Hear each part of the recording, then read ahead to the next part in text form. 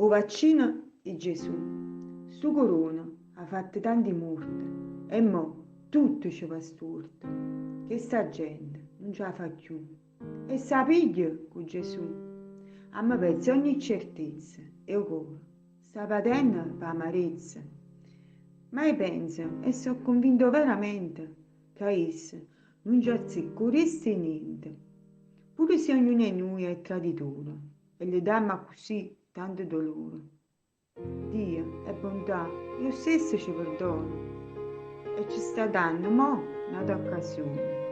E grazie a noi vaccini, noi siamo più vicini a ritornare a campare e a ci goderci un po' di libertà.